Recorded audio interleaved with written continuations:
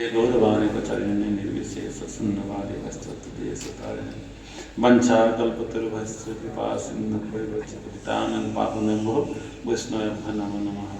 हे कृष्ण करुणा सिन्धु दीनबन्धु जगत्पते गोपेश गोपेरान्तराधारं नमस्ते। तप्त कंचन गौरांगी राधा वृंदावनेश्वरी विश्वभानुस्तुति प्रणमामि हरिप्रिये। तप्त कांचन गौरांगी राधा वृंदावनेश्वरी विश्वभानुस्तुति प्रणमामि हरिप्रिये हरिप्रिये। हे कृष्ण करुणा सिन्धु दीनबन्धु जगत्पते गोपेश गोपेरान्तराधारं नमस्ते। जय श्री कृष्ण चैतन्य प्रभु नित्यानंद श्री अद्वैत गदाधर शिवासादि गौर भक्त। हरे कृष्ण कृष्ण कृष्ण हरे हरे हरे राम राम राम हरे। ओम नमो भगवते वासुदेवाय। ओम नमो भगवते वासुदेवाय। ओम नमो भगवते वासुदेवाय। ओम नमो भगवते वासुदेवाय।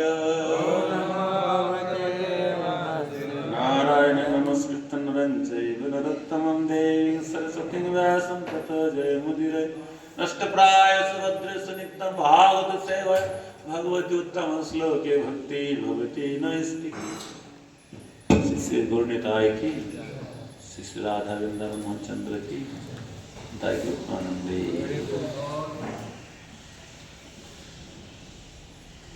আজ থেকে আমাদের ফেস্টিভ্যাল নিত্যানন্দ প্রভুর 4 দিন যে ফেস্টিভ্যাল আজকে সন্ধ্যা থেকে শুরু হবে। মায়াপুর থেকে আমাদের 55 জন ভক্ত এবং তার অধিক ভক্ত তারা বাসে উঠে গেছেন। নিতাই কৃপাতে তারা সুন্দরভাবে এখানে চলে আসবেন আশা করি। তো আজ থেকে বিকেল 4টা থেকে নিতাইয়ের ভোজন হবে। শুধু প্রতি বছর আমরা করে থাকি একদিন শুধু নিতাইয়ের ভোজন হয়। আচার্যদের তারা অনেক ভজন লিখে গেছেন গৌরাঙ্গ মহাপ্রভু নিত্যানন্দ প্রভুর। তো আজ সন্ধ্যে থেকে বিকেল থেকে নিতাইয়ের ভজন কীর্তন হবে, নিতাইয়ের গুণগান হবে। নিত্যানন্দ রাম কি জয়। আজকে আমি মনে মনে চিন্তা করছিলাম, একটা আপনারা ভজন শুনেছেন, সের অর্থটা আমি একটু ব্যাখ্যা করার চেষ্টা করব। নিতাইয়ের করুণা হবে, তারপরে কি ধরো নিতাইয়ের, এর অর্থটা কি আমি এটা জানতে চাই আপনাদের কাছ থেকে। আপনারা বলেন নিতাইয়ের করুণা হবে, ব্রজে রাধা কৃষ্ণ হবে। তাহলে কি গৌরাঙ্গ মহাপ্রভু করুণা হলে রাধা কৃষ্ণ পাওয়া যাবে না? নিতাইয়ের করুণা কেন এত ইম্পর্টেন্ট, কেন এত গুরুত্বপূর্ণ বলা হয়েছে? নিতাইয়ের করুণা বিনা ব্রজে রাধা কৃষ্ণ পাওয়া যাবে না। এটা আমি বলিনি, আমাদের আচার্যরা, সমস্ত আচার্যরা বলে গেছে নিতাইয়ের করুণা হবে, ব্রজে রাধা কৃষ্ণ হবে। ধরো নিতাইয়ের চরণ, নিতাইয়ের চরণ সত্য তাহারও সেবক নিত্য। তা আমার গুরুদেব আমাকে আদেশ দিয়েছেন, আমি মূর্খ মানুষ, আমার হরি কথা বলার আমার যোগ্যতা নেই। তো আমাকে আদেশ দিয়েছেন যে তুমি গানগুলো গাইবে আর গানের অর্থ তুমি বলবে, এটাই তোমার সেবা। আমি যেখানে যেখানে যাই আমি একটা করে গান করি আর সেই গানের উপর ব্যাখ্যা করি। তা আমাদের আজকে আলোচ্য বিষয় এরকম হবে যে নিতাইয়ের করুণা ছাড়া রাধা কৃষ্ণ কি পাওয়া যাবে না? পাওয়া যাবে, এটা হচ্ছে আলোচ্য বিষয়। নিত্যানন্দ প্রভু কে সেটা আগে জানতে হবে। নিত্যানন্দ প্রভু কে বলেন আপনারা? নিত্যানন্দ প্রভু কে? হ্যাঁ, ব্রজেন্দ্র নন্দন যে শচী সুত হইল সেই বলরাম হইল নিতাই। আপনাদের বিশ্বাস হয় তো যে বলরাম হচ্ছে নিত্যানন্দ প্রভু? কোন লোক ভাবে যে ছোট গ্রামে নিতাই বলরাম আবির্ভূত হয়েছে, একটা ছোট্ট গ্রাম করবেন, তার সমস্ত বর্ণনা রয়েছে। নিত্যানন্দ প্রভু সাক্ষাৎ বলরাম এবং তার সঙ্গে কি হচ্ছে গুরু তত্ত্ব। কি তত্ত্ব? গুরু তত্ত্ব দুটো একসঙ্গে মিলিত হয়ে উনি নিত্যানন্দ প্রভু এসেছেন। গুরু তত্ত্ব আর বলরাম। যদি আমরা গুরু তত্ত্বকে না জানতে পারি তাহলে ভগবত ধামে ফিরে যাওয়া যাবে? রাধা কৃষ্ণ সেবা করতে পারবো? গুরু গৌরাঙ্গের সেবা করতে পারবো? হবে না। মহাপ্রভু বলছেন যে নিতাই কৃপা বিনা যদি আমার কৃপা নিতে আসে তাকে আমি কোনোদিন কৃপা করি না। আপনারা শুনেছেন ঘটনা, জবাই মাধায় ঘটনা শুনেছেন, রঘুনাথ দাস গোস্বামী ঘটনা শুনেছেন।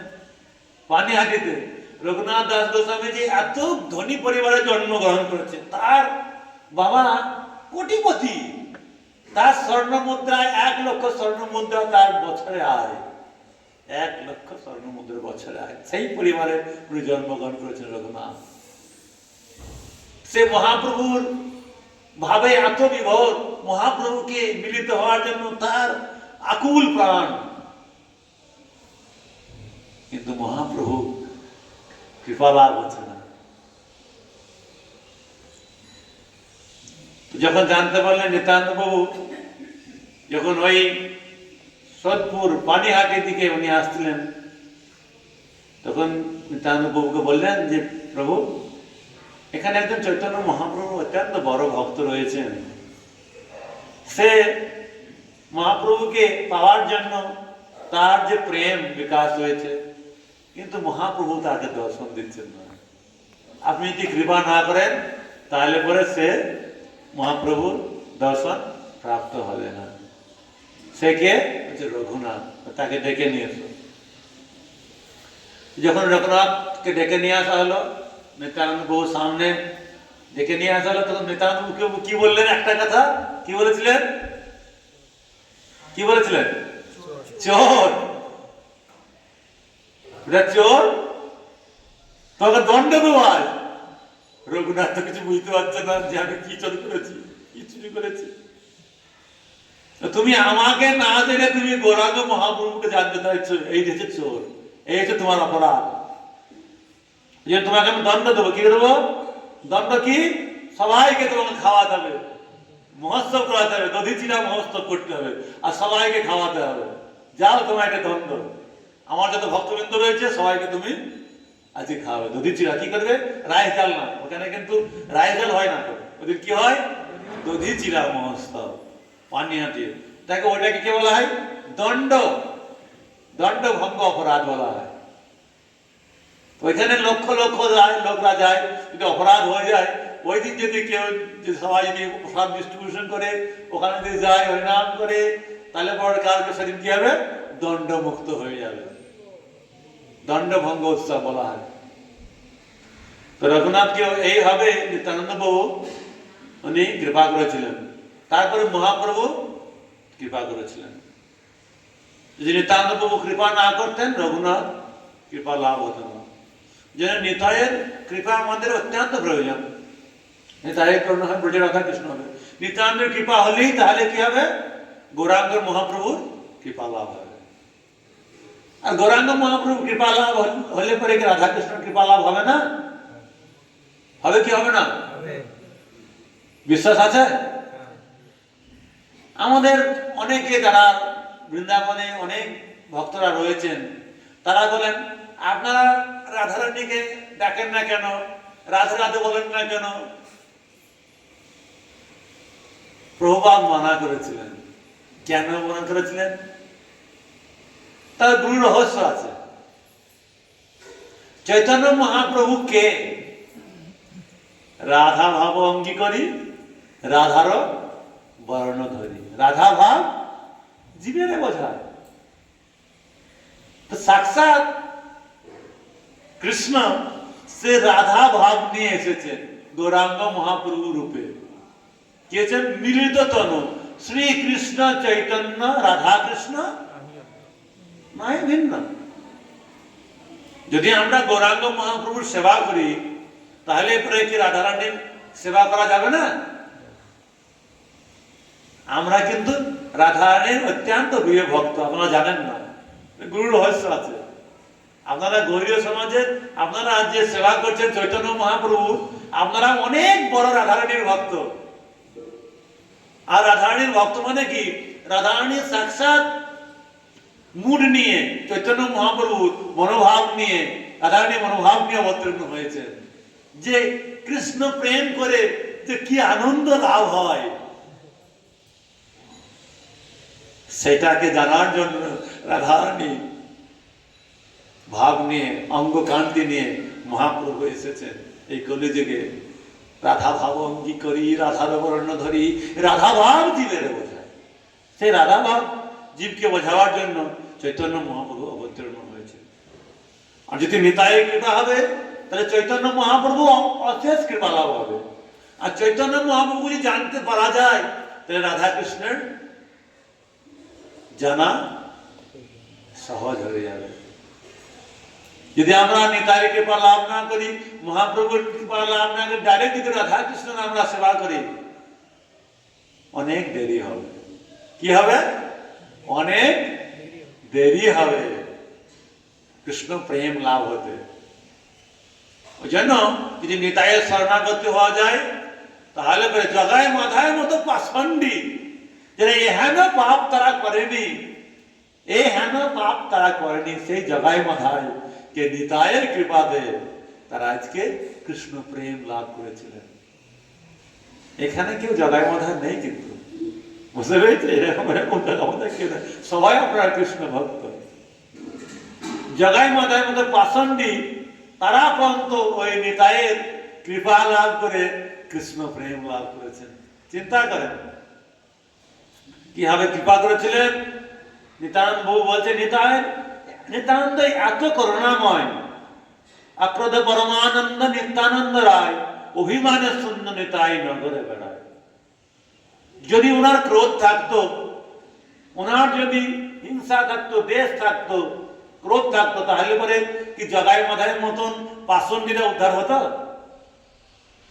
বলা শাস্ত্র বলছে যে মহাপ্রভুর থেকেও বড় কৃপাময় কে? নিতাই। মহাপ্রভু কিন্তু প্রথমে জগাই মাথায়কে কিন্তু কৃষ্ণ প্রেম দিতে আসেননি। উনি বলেন, উনি কি বলছিলেন? এদেরকে এমন দণ্ড দেব আজ সারা সংসার দেখবে, সুদর্শন তুমি আমার নিতাইকে আঘাত করেছ, দেখো তোমাদেরকে উপযুক্ত শাস্তি দেবো, দান করবো। নিত্যানন্দ প্রভু পায়ে বলছে, প্রভু আপনি এই কলিযুগে তো বাস্তব ধারণ করতে আসেননি, আপনি কি প্রেম দিতে এসেছেন। আপনি কলিহত জীবদেরকে আপনি প্রেম দিতে এসেছেন। এই কলিহত জীবদেরকে উদ্ধার করার জন্য আপনি অস্ত্র ধারণ করতে আসেননি। আপনি প্রমিস করেছেন আমি সবাইকে প্রেম দিয়ে উদ্ধার করব, কিন্তু এই অস্ত্র ধারণ করলে পড়তে আপনার কথা অমান্য হয়ে যাবে। প্রভু আপনি সংবরণ করুন, ক্রোধ সংবরণ করুন। নিত্যানন্দ প্রভুর কথাতে মহাপ্রভু বলছেন, না, আমার নিতাইকে যারা আঘাত করেছে তাকে আমি কোনোদিন ক্ষমা করব না। তিনি তার বলছে, প্রভু ওরা যা পাপ করেছে এহেন পাপ তারা করেনি, সমস্ত পাপ যারা করেছে সমস্ত পাপের ফল আমি নিলাম। তার বদলে আপনি কি করুন? তাদেরকে কৃষ্ণ প্রেম প্রদান করুন। এই হচ্ছে আমাদের নিতাই। নিত্যানন্দ নাম কি? সেই নিতাইয়ের করুণা বিনা মহাপ্রভুকে জানতে পারা যাবে না। আর মহাপ্রভুকে জানতে পারলেই ব্রজে রাধা কৃষ্ণ আমরা প্রেম লাভ করতে পারবো। কি লাভ করতে পারবো? কৃষ্ণ প্রেম। আমাদের কি লাভ করা উচিত জীবনে? আমরা কিসের জন্য ভক্তি করছি? কিসের জন্য ভক্তি করছি আমরা? কৃষ্ণ প্রেম লাভ করার জন্য। কৃষ্ণ প্রেম কিসে আসবে? কৃষ্ণ প্রেম তো আসবে কিভাবে আসবে? কৃষ্ণ প্রেম, হ্যাঁ, কৃষ্ণ প্রেম কিভাবে আসবে? কেউ জানে না কৃষ্ণ প্রেম কিভাবে আসবে। তাহলে কি করে হবে কৃষ্ণ প্রেম? কৃষ্ণ প্রেম আসবে শুধু ভগবানের নাম দ্বারা। এই কলিযুগে বর্ণনা করা হয়েছে কলিকালে নাম রূপে কৃষ্ণ অবতার, নাম হইতে হয় সর্ব জগৎ নিস্তার। কলিকালে ভগবান সাক্ষাৎ নাম রূপে এসেছেন, আর দারুব্রহ্ম রূপে এসেছেন, আর শ্রীমৎ ভাগবত রূপে এসেছেন। এই কলিকালে ভগবান 3 রূপে এসেছেন। তো ভাগবত আপনি সব জাল নিয়ে ঘুরতে পারবেন না, জগন্নাথকে নিয়ে সারা জায়গায় ঘুরতে যাবেন না, কিন্তু নাম যেখানেই যান না কেন নাম করতে কোনো বাধা নাই, যেখানে খুশি আপনি নাম করতে পারবেন। তাই নামের, এই কলিযুগের নামের প্রাধান্য সব থেকে গুরুত্বপূর্ণ দেওয়া হয়েছে, যে নাম ছাড়া আর কোনো গতি নাই, গতি নাই, গতি নাই। আমাদের মাঝে মাঝে আমরা বলে থাকি যে নাম করলে অমুক হয়ে যাবে, নাম করলে অমুক হয়ে যাবে, নাম হলে পরে নাম করলে আপনার সমস্ত কি হয়ে যাবে, রোগ সেরে যাবে, নাম হলে পরে আপনার সংসারে সুখ এসে যাবে, নাম করলে পরে আপনার সমস্যা সমাধান হয়ে যাবে। নামের আভাসে এগুলো হয়ে যাবে, সব নামের আভাসে সমস্ত মুক্তি। বলছেন নামের আভাসে, শুদ্ধ নাম বললে কি হয় আর নামের আভাসে কি হলে বলবো, নামের আভাসে সমস্ত কিছু হয়ে যাবে, এবং নামের আভাসে মুক্তি সিদ্ধিকারা সব এসে দাঁড়িয়ে থাকবে। আমরা আমাদের সেবা দান, একটু আপনার কাছে সেবা করতে চাই, শুধু নামের আভাসে। আর যদি শুদ্ধ নাম করেন, শুদ্ধ নাম করলে কি হবে, কৃষ্ণ প্রেম লাভ হবে। শুদ্ধ নাম, অপরাধ শূন্য হয়ে লহ কৃষ্ণ নাম। কৃষ্ণ মাতা, কৃষ্ণ পিতা, কৃষ্ণ ধন প্রাণ। অপরাধ শূন্য হয়ে সব থেকে আমাদের জীবনে সব থেকে বড় কৃষ্ণ প্রেমের বাধা, সেটা কি হচ্ছে, অপরাধ। এই অপরাধ হলে পরে চৈতন্য মহাপ্রভু কাউকে কৃষ্ণ প্রেম দেন না। অপরাধ শূন্য হয়ে লহ কৃষ্ণ নাম। আমরা যে নাম জপ করছি, আমরা যে সেবা করছি, আমাদের কিছু না কিছু ধাম অপরাধ, কি কত রকমের অপরাধ আছে আমাদের, কে জানে? হ্যাঁ বলেন নাকি? হ্যাঁ, ধাম অপরাধ রয়েছে, নাম অপরাধ রয়েছে, বৈষ্ণব অপরাধ রয়েছে, আর সেবা অপরাধ রয়েছে। এই 4টা অপরাধ বর্ণনা করা হয়েছে। তার থেকে সব থেকে মানে তাকে বলা হয় ডেঞ্জারাস অপরাধ। এর অপরাধ হলে আর কোনো উপায় নেই কৃষ্ণ ভক্তি পাওয়ার, আর উপায় নেই, যতই সাধন করেন। যদি বৈষ্ণব অপরাধ হয়, তাই শাস্ত্রে বর্ণনা করা হয়েছে, বৈষ্ণব অপরাধ কার সঙ্গে তুলনা করা হয়েছে, মত্ত হাতির সঙ্গে তুলনা করা হয়েছে। আমাদের ভক্তি পরিব্রাজক স্বামী মহারাজ বলছেন, এই বৈষ্ণব অপরাধ আমাদের জীবনে সব থেকে বাধা, ভক্তি জীবনে সব থেকে।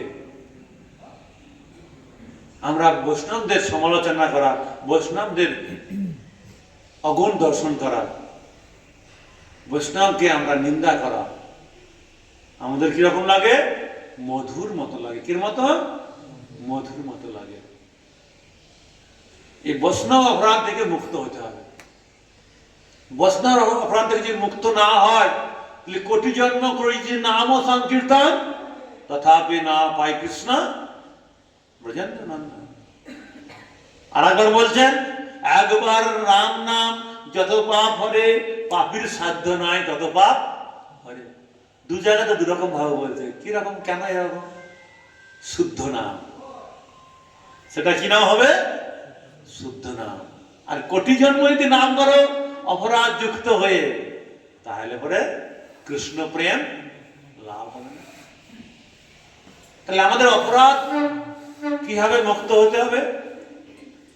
অপরাধ মুক্ত হতে হবে বৈষ্ণব নিন্দা করা থেকে বিরত থাকতে হবে, বৈষ্ণবের ভুল ত্রুটি দেখা থেকে আমাদের বিরত থাকতে হবে। বৈষ্ণবের নিন্দা করলে পরে আমাদের ভক্তি বাধা স্বরূপ হয়ে থাকবে, আর আমার ভক্তি জীবনে আর আমার রুচি হবে না। কি হবে না? রুচি আসবে না। সেবায় রুচি আসবে না, নামে রুচি আসবে না। শ্রী শ্রী রাধা বৃন্দাবন ভানচন্দ্র কি, শ্রীপতি পাवन গৌরতায় কি, গৌর প্রেমানন্দে। তো অপরাধ সব থেকে মত্ত হাতির মতন তুলনা করা হয়েছে। যদি একটা সুন্দর হবে আমরা বাগিচায় ফুল আমরা লাগাই, সারা বছর ধরে আমরা ফুল লাগিয়ে সুন্দর ফুল ফুল সুন্দর গোলাপ ফুল খিলছে, রজনীগন্ধা বিভিন্ন রকম ফুল সেখানে পুষ্পটিত হয়েছে, সুগন্ধ দিচ্ছে। আর সেই বাগিচায় সেই বাগানে যদি একটা মত্ত হাতি ঢুকে যায় তাহলে পরে সেই বাগান কি ঠিক থাকবে? হ্যাঁ, সেই বাগান আর ঠিক থাকবে, সেই বাগান তছনাৎ হয়ে যাবে, সেই বাগান একদম পুরো আর দেখা যাবে না। আমাদের ভক্তি জীবন থেকে চলে যাওয়ার একটাই কারণ হচ্ছে অনেক ভক্ত চলে যাচ্ছে, পুজো থেকে আসছে তারপর চলে যাচ্ছে, তার কারণ কি? বৈষ্ণব অপরাধ। বৈষ্ণব অপরাধ থেকে আমাদের মুক্ত হতে হবে। তার জন্য চৈতন্য মহাপ্রভু আমাদেরকে কি দিয়েছেন? তৃণাদপি সুনীচেন তদরিব সহিষ্ণুনা অমানিনা মানদেন কীর্তনয়া সদা হরে। তো মহাপ্রভু 8টা শ্লোকের মধ্যে একটা শ্লোক দিয়েছেন, কি এটা খুব গুরুত্বপূর্ণ। তৃণাদপি সুনীচেন তদরিব সহিষ্ণুনা অমানিনা, অমান মান সম্মান বৈষ্ণবরা তা আশা করেন না। আমাদের একটু মান সম্মান না দিলে আমাদের মনে ক্ষুব্ধ হয়ে যায়। হ্যাঁ, আমাকে এখানে কেন জায়গা দেওয়া হলো না, আমাকে একদম সম্মান দেওয়া হলো না। অমানেরা মান দেন, বৈষ্ণবরা কোনো মান সম্মান আশা করে না। সেই একমাত্র কি হয়? অমানেরা মান কীর্তনিয়া সদা হরি, সেই কীর্তন করার যোগ্য ব্যক্তি যে মান সম্মানের কোনো আশা করে না। তৃণাদপি শুনিছেন না তররে বসে, তৃণাদপি ঘাসের উপরে যদি পা দিয়ে চলে যান, সেই ঘাস কি বলেন, হ্যাঁ বেটা আমার মাথায় তুই পা দিয়ে দিলে তোমাকে দেখে নেব। এখানে যদি কারো মাথায় পা দিয়ে দিয়ে সে ছেড়ে দেবে আমাকে।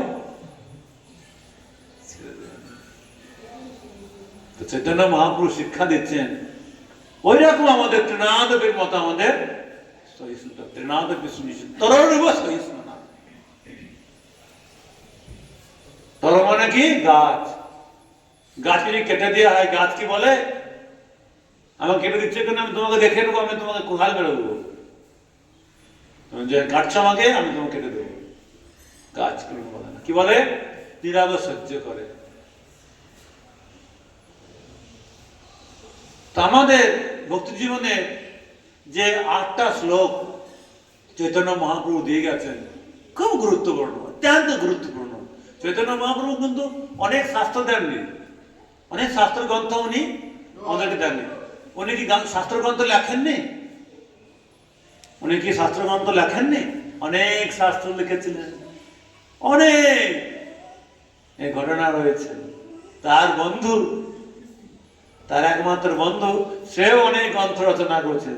তারা নদীতে যখন যাচ্ছেন তখন তারা আলোচনা করছেন যে মহাপ্রভু আপনি যে গ্রন্থ যে ব্যাখ্যা করেছেন এর থেকে আর উত্তম কোন গ্রন্থ এর সংসারে আর নেই। মহাপ্রভু তার বন্ধু সেই গ্রন্থ ধ্যান করে বলছেন, মহাপ্রভু বলছেন না না বন্ধু, তোমার যে গ্রন্থ অত্যন্ত উত্তম গ্রন্থ, আমার থেকেও অনেক ভালো। যে না না, আপনার গ্রন্থ যারা পড়বে সে আমার গ্রন্থ আর পড়ার তার কোনো লাভ নেই। তোর মহাপ্রভু মনে মনে বলছে, আরে বাপরে, তোর কি করলেন মহাপ্রভু? তার যে পুঁথিপত্র সমস্ত লেখা ছিল, আজ আমি সমস্ত পুঁথিপত্র সবাই কি করলাম? গঙ্গা জলে বিসর্জন করলাম। আজ যে তোমার যত গ্রন্থ আছে সবাই গ্রন্থ ধ্যান করবে। মহাপ্রভু কোনো গ্রন্থ লিখেছেন কোথাও পাওয়া যায়? 8টা শ্লোক লিখেছেন, সেটা কি বলা হয়? শিক্ষাষ্টকম। এই 8টা শ্লোকের যদি কোন ভক্ত একটা শ্লোক যদি হৃদয়ঙ্গম করতে পারে সে শুদ্ধ ভক্ত হয়ে যাবে। বলছে একটা শ্লোকের মধ্যে যদি একটা অক্ষর চেত দর্পণ মার্জনা, এই অক্ষরটা যদি কেউ পূর্ণরূপে বুঝতে পারে সে শুদ্ধ ভক্ত হয়ে যাবে। এই হচ্ছে চৈতন্য মহাপ্রভু শিক্ষা অষ্টকমের ভাব প্রকাশ করেছেন। তো মহাপ্রভু আমাদেরকে বেশি কিছু দিয়ে যায়নি। জানেন যে এই 8টা শ্লোক তারা যদি পূর্ণরূপে পালন করতে পারে তাহলে তারা শুদ্ধ ভক্তের যোগ্যতা অর্জন করবে। তো আপনারা জানেন মহাপ্রভু কেন কৃষ্ণ প্রেম দেন না অপরাধ হলে? উনি কোনদিন বৈষ্ণব অপরাধ যারা করেছেন তাদেরকে কৃষ্ণ প্রেম দেন, সবাইকে দিয়েছেন, সবাইকে। জগাই মঠে কি কৃষ্ণ প্রেম দেওয়ার একটি কারণ কি বলেন? হ্যাঁ বলেন কেন? কারণ বৈষ্ণব অপরাধ করেন। ঠিক, পাপ করেছিলেন উনি। কি করেছিলেন উনি? অনেক পাপ করেছিলেন, কিন্তু বৈষ্ণব অপরাধ করেননি। ওই জন্য মহাপ্রভু তাকে কৃষ্ণ প্রেম দিয়েছিলেন।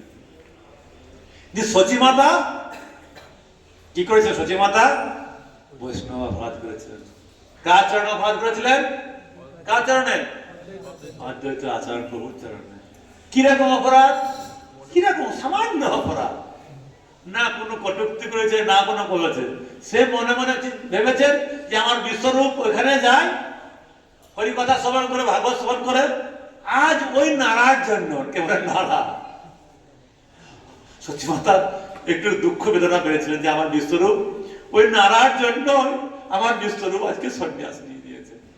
এইটা বলাতেই কি হয়েছে? তার অপরাধ হয়ে গেছে। তাহলে আমরা চিন্তা করেন, আমরা পদদিন কত আমরা নিন্দা করছি, বৈষ্ণব নিন্দা, কত আমরা কটূক্তি করছি, কত হিংসা করছি, বৈষ্ণব প্রতি একে অপর প্রতি আমরা হিংসা করছি, ভাব করছি। তাহলে কৃষ্ণ প্রেম হবে আমাদের? হবে না। অনেক জনক লাগবে। ওই জন্য এগুলো আমরা ত্যাগ করতে হবে। সচী মাতা যখন শুনতে পারলেন যে আমার বৈষ্ণব অপরাধ হয়ে গেছে, এখানে সমস্ত সবাইকে মহাপ্রভু চৈতন্য মহাপ্রভু সবাইকে কৃষ্ণ প্রেম দিয়েছেন, কিন্তু সচী মাতাকে দিচ্ছে না। তবে সুভাষ রঙ্গনে ডেকে ডেকে, যাও আমার সুভাষকে ডেকে, আমার শ্রীধরকে ডেকে নিয়ে এসো, ওকে যাও, ও আমার খুব বড় প্রিয় ভক্ত। কেউ জানো না শ্রীধরটাকে? কে বলতো প্রভু শ্রীধরকে? হ্যাঁ শ্রীধর দেখো, ওই জঙ্গলে দেখো একটা বাড়ি, বাড়ি থেকে সব থেকে ফুটো ফাটা বাড়ি, ঘর চালে নেই, ওই বাড়িতে যাবে, দেখবে ওর নাম শ্রীধর, ওকে ডেকে নিয়ে এসো, ওকে আমি কৃষ্ণ প্রেম দেবো। কেউ জানে না শ্রীধরকে। এত বড় বড় মহাপ্রভু পার্শ্বদরা সব বসে আছে, ডেকে ডেকে কৃষ্ণ প্রেম দিচ্ছে চৈতন্য মহাপ্রভু, কিন্তু সচী মাতাকে দিচ্ছেন না। সবাই বলছেন প্রভু আপনি সবাইকে কৃষ্ণ প্রেম দিয়েছেন, কিন্তু সচী মাতাকে আপনি দেন। বলছেন না, মাতাকে আমি দিতে পারবো না। কেন? বলছে মায়ের অপরাধ রয়েছে। বলছে অপরাধ রয়েছে? মার কোনদিন অপরাধ হয়? ছেলের চরণে কোনদিন মার অপরাধ হয়? সবাই বলছে না না, মায়ের তো কোনো অপরাধ নেই। মহাপ্রভু বলছে মায়ের অপরাধ রয়েছে কার চরণে? সে কে ব্যক্তি তার চরণে অপরাধ হতে পারে? জগৎ জননী যিনি মা, সে আবার কোনদিন কার চরণে অপরাধ হতে পারে নাকি? বলছে হ্যাঁ, অদ্বৈত প্রভুর চরণে অপরাধ হয়েছে। অদ্বৈত প্রভু যেমন শুনেছে মাথাতে গড়াগড়ি কাটছেন, গড়াগড়ি করছে, কান্না করছেন। সে মহাপ্রভু কি বললেন? ওটা আপনার মা, আমার মা। মা কোনদিন সন্তানের চরণে অপরাধ করতে পারে? কি বলছেন আপনি? গড়াগড়ি করছেন আপনি, আমাকে মুক্ত করেন, আপনি কি বলছেন? বলছে হ্যাঁ আপনার চরণে অপরাধ হয়েছে। কান্না করছেন। অপরাধ হওয়া মানে কি? তার চরণে এসে কি করা? ক্ষমা প্রার্থনা করা। মহাপ্রভুর মা যিনি ভগবান সাক্ষাৎ ব্রজেন্দ্র নন্দনের মা এসে ক্ষমা চাইবে কার কাছে? অদ্বৈত প্রভু ঠিক থাকতে পারবে? হবে কেউ? চিন্তা করেন অদ্বৈত প্রভু তাহলে কি রকম মনোভাব হবে? পাগল হয়ে গেছে যে মা প্রভু কি বললেন, কি বললেন আপনি? কান্না করছেন যে না বউ, আমার চরণে কোনো অপরাধ হয়নি মা। যখন সচিমাতা শুনলেন যে আমার অপরাধ হয়েছে, এই অপরাধের কারণে আমি কৃষ্ণ প্রেম থেকে বঞ্চিত হচ্ছি, তখন অদ্বৈত আচার্য প্রভু এবং শিবাস অঙ্গনে অত্যন্ত নৃত্য হচ্ছে, নৃত্য কীর্তন, শিবাস অঙ্গনে কীর্তনে সবাই মত্ত হয়ে আছে। আর সচিমাতা সেই ফাঁকে এসে অদ্বৈত আচার্য প্রভুর চরণে ধুলি মাথায় নিয়ে দিয়েছে। আর সেই দিন থেকে সচিমাতা অপরাধ খণ্ডন হয়ে গেছে। নিতাই গৌর আনন্দে। তাহলে আপনারা চিন্তা করেন, চৈতন্য মহাপ্রভু তার নিজের মাকেও পর্যন্ত অপরাধ থেকে ক্ষমা করেননি। তাহলে আমরা সাধারণ একজন ব্যক্তি, তাহলে আমাদের অপরাধ হলে ক্ষমা হবে? অপরাধ যখন হবে তাহলে তার কি করতে হবে? যার চরণে অপরাধ হচ্ছে তার চরণে গিয়ে আমাকে ক্ষমা চাইতে হবে। কিরকম? কাঁটা যদি এদিকে ঢুকে তাহলে এদিকে কাঁটা বের করা হবে না কোন দিকে বের করতে হবে? এদিকে বের করতে হবে। অপরাধ সেরকম, যতক্ষণ পর্যন্ত না সে ক্ষমা করছে ততক্ষণ পর্যন্ত তার কাছে আমাকে কাকু তুমি যা করার ইচ্ছা করতে হবে। আপনারা জানেন গদাধর প্রভু, গদাধরকে রাধারানী, আর পুণ্ডরিক বিদ্যানের ঢুকে রাধারানীর বাবা বিশ্বভানু। তো গদাধর যখন পুণ্ডরিক বিদ্যানন্দের বাবুর কাছে দেখা করতে এসেছেন, দর্শন করতে এসেছেন, ওনার বলছেন একজন মহান ব্যক্তি এসেছেন। উনি এসে তার মাথা খারাপ হয়ে গেছে গদাধর বাবুর। এই কেমন ব্যক্তি? রাজ রে বাবা, সিংহাসন, পানের একটা ডাব্বা রয়েছে। গদাধর বলছে এই কিরকম ভক্ত? সন্দেহ হয়ে গেছে। কি হয়ে গেছে? সন্দেহ হয়ে গেছে। দিয়ে ভক্ত কৃষ্ণ তখন বলে ঠিক আছে দেখাচ্ছি কিরকম ভক্ত, শুনতে হবে। একটা ভাগবতের শ্লোক কি করেছে?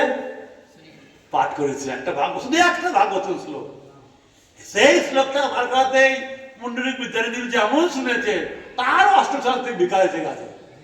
সে গড়াগড়ি খাচ্ছে। তখন সে কৃষ্ণ প্রেমে একটা শ্লোকে শ্রবণ করে তার কৃষ্ণ প্রেম জাগরিত হয়ে কি হয়েছেন? মাটিতে গড়াগড়ি খাচ্ছে।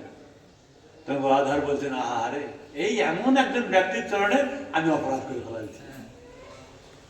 আমি কি করেছিলাম? সন্দেহ দিয়েছিলাম ইয়ে ছোট ব্যক্তি, কদিন আগে এসেছেন, ভক্ত হয়েছেন, আমি কত সিনিয়র, আমি 20 বছর 25 বছর 30 বছর ধরে আছি। এই যে মনোভাব আমরা করলেই আমাদের অপরাধ এসে যাবে। অপরাধ আসলেই তখন কি হবে?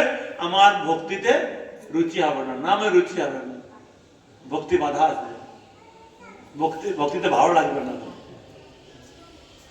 তখন গদাধর কি করলেন? তাহলে পরে আমাকে যদি অপরাধ খণ্ডন হয় তাহলে গুরুদেব অপরাধ শিষ্যের নেন না। কি বলছেন? তোমার চরণে সদা গোবিন্দ বিশ্রাম, তোমার হৃদয়ে সদা গোবিন্দ বিশ্রাম, গোবিন্দ কহে না মম বৈষ্ণব পরায়ণ। সাধুর হৃদয়ে কে থাকেন? গোবিন্দ বিশ্রাম করেন। ওই জন্য অপরাধ থেকে আমাদেরকে সব সময়, ভক্তি জীবনের সব থেকে বাধার কারণ হচ্ছে একটা, বারবার করে আমাদের সব প্রতিদিন আমাদের চিন্তা করতে হবে। কিন্তু কারো দিন আজ পর্যন্ত একটা দিন আপনারা চিন্তা করে থাকেন যে কোনো না কোনো বৈষ্ণবের নিন্দা করেছেন কিনা? আপনারা সকাল থেকে চিন্তা করেন যে আজকে আমরা দৃঢ়বদ্ধ যে কোনো বৈষ্ণবের কোনো সম্বন্ধে আমরা কান দেবো না, যেখানে নিন্দা হয় সেখানে আমি যাব না, কারো সমালোচনা করবো না। তবেই কৃষ্ণ প্রেম লাভ হবে। কৃষ্ণ প্রেমের লাভ করতে কিন্তু বেশি কঠিন নয়, কৃষ্ণ প্রেম লাভ করতে কিন্তু খুব কঠিন নয়, কিন্তু খুব আবার কঠিন। প্রভুপাদ বলছেন, ওনার গুরুদেব বলছেন, প্রভুপাদ কৃষ্ণ প্রেম লাভ করতে কতটুকু টাইম লাগবে? 1 মিনিট। প্রভুপাদ বলছে 1 মিনিট। লেকচারটা শুনবেন আপনারা। 1 minute you can got it Krishna Prem. 1 minute, yes, শুদ্ধ কৃষ্ণ নাম।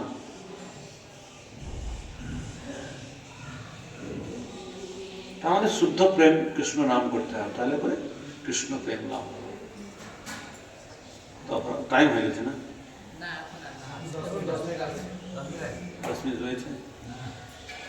তো আমরা নিতাইয়ের ধামে এসেছি। আমরা সকলেই এই নিতাই ফেস্টিভ্যালটা শুধু একার নয়, সকলে আপনাদের ফেস্টিভ্যাল। নিতাই কৃপা লাভ করার জন্য আপনাদের সব থেকে একটা মনোনিবেশকে স্থির করতে হবে যে এই কটা দিন আমার নিতাইয়ের সুযোগ আছে নিতাইকে সেবা করার জন্য। সারা বছর তো থাকবে, কিন্তু স্পেশাল কিছু দিন আছে যেটা নিতাইকে বেশিভাবে খুশি করা যায়, হ্যাঁ কি না? সেই দিনে যদি নিতাইয়ের সেবা করা হয়, নিত্যানন্দ বাবু আরো খুশি হন। সেটা কি দিন আসছে? নিত্যানন্দ ত্রয়োদশী। এই 4টে দিন, কাল থেকে আমাদের মহোৎসব শুরু হয়ে যাবে, কাল থেকে পরিক্রমা শুরু হবে। পরিক্রমার শিডিউল আমরা তৈরি করেছি, যদি আপনারা শুনতে চান আমি এখন বলতে পারি। কাল থেকে এই 4টা দিনের প্রোগ্রাম কি কি হবে আমি একটু বলছি আপনাদেরকে। আজকে হিজ হোলিনেস গৌরাঙ্গ প্রেম স্বামী মহারাজ উনি সন্ধ্যা নাগাদ পৌঁছে যাবেন সুধাম একাচাকরায়।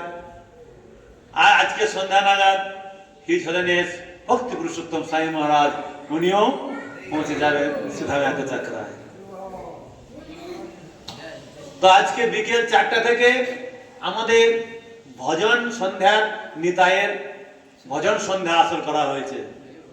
শুধু নিতাইয়ের সমস্ত আচার্যরা বিভিন্ন রকম ভজন সন্ধ্যা হবে। মায়াপুর থেকে 55 জন ভক্ত আসছেন, তারা এখানটা দেখবেন ভজন কীর্তন শুরু হবে। তারপরে রাত্রি 9টা পর্যন্ত ভজন কীর্তন হয়ে প্রসাদ পেয়ে বিশ্রাম হবে। কালকে মঙ্গল আরতি হবে। মঙ্গল আরতির পরে পরে আমরা 5:30 থেকে 5টার মধ্যে 6টার মধ্যে আমরা তৈরি হয়ে যাব, আমরা পরিক্রমায় বেরোবো। মহাপ্রভু নিত্যানন্দ প্রভুর লীলা স্থান রয়েছে এখানে। আমরা প্রথমে কালকে ডিসাইড করা হয়েছে কালকে আমরা কোঠাসুর যাব, কুণ্ডলতলা যাব, তারপরে আমরা মৌলেশ্বর শিব যাব, যেখানে কুন্তী দেবীর প্রদীপ রয়েছে সেটা দর্শন করব। গৌরাঙ্গ স্বামী মহারাজ থাকবেন, ভক্তি পুরুষোত্তম স্বামী মহারাজ থাকবেন, পদ্মনাথ প্রভু থাকবেন, আরো বরিষ্ঠ ভক্তরা থাকবেন, আমাদেরকে গাইড করবেন। আশা করি আমাদের 300 থেকে 400 ভক্ত হওয়ার আমাদের প্ল্যানিং রয়েছে। কালকে পরিক্রমা শুরু হবে। আপনারা যারা যাদের সেবা আছে এখানটায় সেবা করবেন, যাদের সেবা নাই তাদের চান আপনারা পরিক্রমায় অংশগ্রহণ করবেন। এবং পরিক্রমাকে কালকে হচ্ছে একাদশী, উপবাস, বারাহ একাদশী, তাই না? তো জন্য কালকে উপবাস রয়েছে 12টা পর্যন্ত। ওইখানে তো কালকে আমার গোড়ার ব্রহ্মা আছে, কালকে অন্য কোনো প্রসাদ হবে না, কালকে শুধু নিতাই কথা হবে। মহারাজ বলছে আর তাই মহারাজ, তো আমরা সকালে বেরিয়ে যাবো, ওখানে সব দর্শন করে ওখানে প্রসাদ হবে না, কোঠাসুর থেকে আমরা গাড়ি করে ফিরবো। আমরা এখান থেকে গাড়িতে করে যাবো, আমরা গাড়িতে কুপন দেওয়া হবে, সেই কুপন অনুযায়ী গাড়িতে আপনারা উঠবেন, গাড়িতে উঠে আপনারা কোঠাসুরে যাবেন। এবং আবার সেই টুকন নিয়ে, টোকন হারাবেন না, সেই টুকন নিয়ে গাড়িতে আবার উঠবেন, আমরা ফিরে আসবো। আমরা 11টা থেকে 12টার মধ্যে আমরা কোঠাসুর থেকে ফিরে আসবো। ফিরে এসে 1টার সময় আমাদের প্রসাদম হবে। প্রসাদম হয়ে আপনারা রেস্ট করবেন। রেস্ট করে আপনার বিকেল 4টা থেকে 5টার মধ্যে আবার আমরা পরিক্রমায় বেরোবো। কোথা থেকে যাবো? আমি গৌরাঙ্গ মহারাজ উনি গাইড করবেন। উনি বলছেন আমরা হাঁটুগাড়াতে মহারাজ কিছু হরিকথা বলবেন। ওখান থেকে আমরা সকল জল নিয়ে হাঁটুগাড়াতে, আপনারা জানেন ওখানে সমস্ত তীর্থদেরকে নিত্যানন্দ প্রভু আহ্বান করেছিলেন যে বড় তার বাবা মা বয়স্ক হয়ে গেছিলেন বলে তীর্থ যেতে হবে না বাবা মা, আমি সমস্ত তীর্থকে এখানটায় আহ্বান করব। তারপরে ওখান থেকে মহারাজ নারী পোতা আছে, ওখানে কিছু কথা বলবেন। ওখানে কথা হবে না, নারী পোতা তো দর্শন সব বন্ধ করে দিয়েছে, দেখলাম নারী পোতা আগে দর্শন করতে হবে, নারী পোতা সব ঘিরে দিয়েছে। বকুলতলা ছিল, ওখানে বকুলতলাতে বসে আমরা হরি কথা বলতাম, কিন্তু এখন ঘেরে দিয়েছে ওনারা, পাঁচিল দিয়েছে। ওখানে আমরা হরি কথা হবে পাণ্ডবতলাতে, পঞ্চপাণ্ডবতলা যেখানে রয়েছে সেখানে গৌরাঙ্গ প্রেমচাঁদ মহারাজ, ভক্তি পুরুষোত্তম মহারাজ এবং অবিনাথ বাবু উনি হরি কথা বলবেন। এটা 8 তারিখে বিকেলে হবে। নিতাই বাড়ি দর্শন করে আমরা ফিরবো, এখানে বিশ্রাম করবো। কিন্তু পরশু দিন না, কাল থেকে কিন্তু সকাল 10টা থেকে এখানে কীর্তন চলবে। 10টা থেকে এখান থেকে রাত্রি 10টা পর্যন্ত কীর্তন চলবে। যারা এখানে থাকবে, ধামে থাকবে, তারা কীর্তন শ্রবণ করবে, এবং যারা পরিক্রমা যাবে তারা পরিক্রমা যেতে পারবে। তো কালকে প্রোগ্রাম হয়ে গেল। পরশুদিন কি প্রোগ্রাম হবে? গৌরাঙ্গ প্রেমচাঁদ মহারাজ বলেছেন পরশুদিন আমরা সকালে আমরা বাঁকারায় যাব, জগন্নাথ বাড়ি যাব, ওখানে পাতালশ্রী বা যখন পাতালশ্রী যাব, তারপরে ওখানে আমাদের এখানে কি বলা হয়, এই ঘাটটাকে কি বলা হয়, কদম্বখণ্ডী বলা হয়। কদম্বখণ্ডীতে আমরা যাব, এগুলো দর্শন করব। আর মহারাজ বলছেন ওখানে রাধাকুণ্ড, শ্যামকুণ্ড গিরিরাজ মহারাজ আছেন। আমি কোনোদিন যাইনি, তো এবছর আমি গত বছর চেয়েছিলাম মহারাজ আপনি ওটা চলেন, বলছেন না এবছর যেতে আমরা, সামনে বছর সবাইকে নিয়ে যাবে। তো মহারাজ আমাদের গাইড করবেন। আমরা এই বছর পরিক্রমা গিরি গোবর্ধন যাবো, রাধাকুণ্ড শ্যামকুণ্ড আছে, ওখানে আমরা দর্শন করবো। এটা আজকে গুপ্ত বৃন্দাবন বলা হয়। মহাপ্রভু যখন মায়াপুরটাকে গুপ্ত বৃন্দাবন বলা হয়, যখন নিত্যানন্দ প্রভুর এই জন্মস্থানটাকে এটাকে কে বলা হয়? গুপ্ত বৃন্দাবন। তো মহাপ্রভু যেখানে জন্মগ্রহণ করেছেন আর নিত্যানন্দ প্রভু যেখানে জন্ম করেছেন সেটাকে বলা হয় কি? ধাম বলা হয়। কি বলা হয়? যেখানে ভগবান প্রকট হয় সেটাকে বলা হয় কি? ধাম বলা হয়। আর যেখানে বৈষ্ণব যেখানে আবির্ভূত হয় সেটাকে বলা হয় শ্রীপাঠ। কি বলা হয়? শ্রীপাঠ। তো ভগবান এই গ্রামে আসবেন কেউ চিন্তা করেছিলেন? আমার মনে রয়েছে মা আমাকে ছোটবেলাতে আমাদের এখানে, আমার বাড়ি হচ্ছে যেখানে 10-12 কিলোমিটার দূর, তো মা ছোটবেলাতে আমাকে নিয়ে আসতো এখানে প্রসাদ পাওয়ার জন্য। এখানে মন্দির ছিল না, তখন আমরা হেঁটে হেঁটে আসতাম। তখন আমার বয়স 10-12 বছর বয়স। 10 কিলোমিটার হাঁটা কিন্তু খুব কঠিন ওরকম বয়সে। মা ভুলি ভালি নিয়ে আসতো যে এই সামনে গ্রামটা এসে গেছে, এই সামনে গ্রামটা। এখানে একটা ক্যানেল ছিল, জলের ক্যানেল ছিল, এই জল যাওয়ার ওই হাঁটু করার পরে কিছু দূরে জলের একটা ক্যানেল ছিল, এখনো রয়েছে মনে হয় মাঠে, এখন আছে না? ওই ক্যানেল ধরে ধরে আমরা ওই গ্রাম থেকে, আমার গ্রাম ছিল দিয়ারা, ওখান থেকে ধরে ধরে ধরে ধরে ধরে ধরে এখানে উপস্থিত হতাম। তো এই যে ধাম একদিন প্রকটিত হবে, তখন এখানে একটা মন্দির ছিল শুধু, গর্ভবাস ছিল, ভাঙা ছিল। তা আপনারা চিন্তা করছেন আজকে কটা মন্দির দেখেন। ইস্কনের বিশাল বড় মন্দির, জগন্নাথ বাড়ি বিশাল বড় মন্দির করেছে, তারপরে গর্ভবাস ওনারাও বিশাল মন্দির করেছেন। আবার আর একটা মন্দির করেছেন কি হচ্ছে গৌড়ীয় মঠ। আবার শুনছি আর একটা মঠ হবে পাণ্ডবতলাতে। আমি শুনলাম পাণ্ডবতলাতেও ওনারা একটা বড় মন্দির করবেন। এই ছোট জায়গাতে দেখেন কি করে সম্ভব? নিতাইয়ের কৃপা। নিতাইয়ের কৃপা বিনা কোনো সম্ভব নয়, কিছুই সম্ভব নয়। নিতাইয়ের কৃপা হয়েছে এই ধামকে প্রকট করবেন। তা আমাদের সকলকে আমরা সেবা করতে হবে। আমি যেখানে যাই না কেন শুধু আমি নিতাইয়ের কথা ছাড়া আমি অন্য কিছু বলি না। যদি আমি নিতাই দেশের লোক, নিতাইকে যদি নিতাই বাদে যদি আমি অন্য কথা বলি তাহলে নিতানন্দ খুশি হবেন? হবে না। ওই জন্য যেখানেই যাই আমি বলি আমি নিতাই দেশের লোক, নিতানন্দ প্রভুর কি ইচ্ছা জানি না, নিতাই আমাকে কৃপা করেছেন, ওনার ধামে গৌড় ধামে আমাকে স্থান দিয়েছেন। নিতাইয়ের কৃপাতে আজকে আমি মায়াপুর রয়েছি, কিন্তু আমি নিতাইয়ের সেবা আমি আজ পর্যন্ত ছাড়িনি।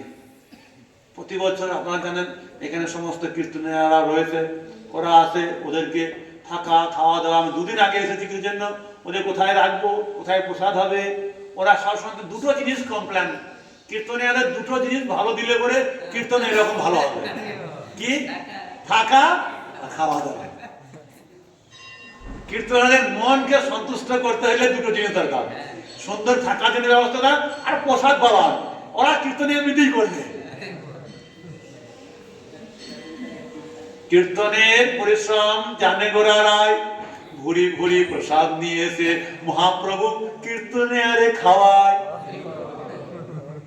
চৈতন্য চরিতামৃত শ্লোকে বলছেন, মহাপ্রভু বলছেন কীর্তনের পরিশ্রম অত্যন্ত হয়, কীর্তন গাইলে অত্যন্ত মহাপ্রভু সেই পরিশ্রমকে জানেন, সেই জন্য মহাপ্রভু নিজে হাতে কীর্তনীয়দেরকে খাওয়ান।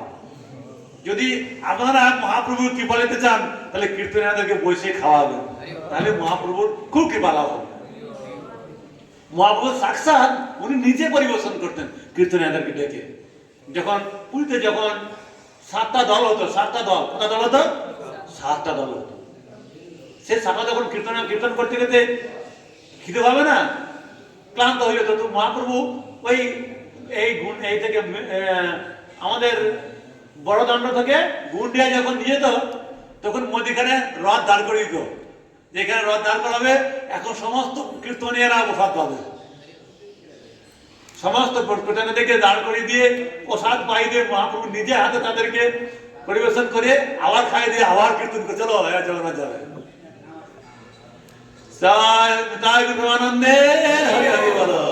নিত্যানন্দ রাম কি, একাচক্র ধাম কি।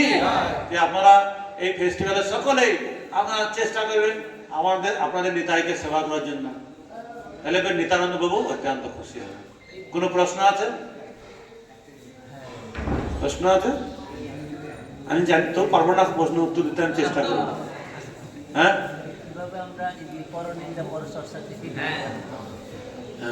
পরনিন্দা প্রভু বলছেন, পরনিন্দা পরচর্চা থেকে কিভাবে আমরা মুক্ত পাবো। পরনিন্দা পরচর্চা এটা মধুর মতো, কি বলে, একটা জিনিস যদি বেরিয়ে যাবে আর একটা জিনিস জয়েন হয়ে যাবে, আর একটা জিনিস হয়ে যাবে, অমুক এই করেছে, অমুক এই করেছে। আর সঙ্গে সঙ্গে আমাকে মনকে তখন মনে করতে হবে, মন যদি সেই টাইমে যদি ঠিক না থাকে তাহলে পরে আপনি কন্টিনিউ করতে থাকবেন। মনকে প্রতিদিন সকালে উঠে ভক্তি সিদ্ধান্ত ঠাকুর বলছেন, মনকে 12 বার 14 বার ঝাড়ু মারতে হবে। আজকে তুমি আমার কথা শুনবে, তুমি যা বলবো সেটা শুনবে তুমি। ঠিক বলছি? ভক্তি সিদ্ধান্ত ঠাকুর বলেছেন সকালে উঠে ঝাড়ু মারবে মনকে, যে মন আজকে তুমি কোনো বৈষ্ণব নিন্দায় করবে না, বৈষ্ণবের গুণগান করবে। বলছে বৈষ্ণব নিন্দা থেকে ভক্তি পরিবারের স্বামী বাবা বলছেন একটাই উপর, বৈষ্ণব নিন্দা থেকে কি হতে, বৈষ্ণবদের গুণগান করতে হবে। বৈষ্ণবদের গুণগান করলে পরে বৈষ্ণব নিন্দা আর হবে না। নিতাই গৌর আনন্দে, বোঝা গেল? এই মুখে সবসময় বৈষ্ণবের গুণগান করতে হবে, তারপরে আর বৈষ্ণব নিন্দা হবে না। কোন প্রশ্ন? হরে কৃষ্ণ। নিত্যানন্দ রাম কি, একাচক্র ধাম কি। হরে কৃষ্ণ।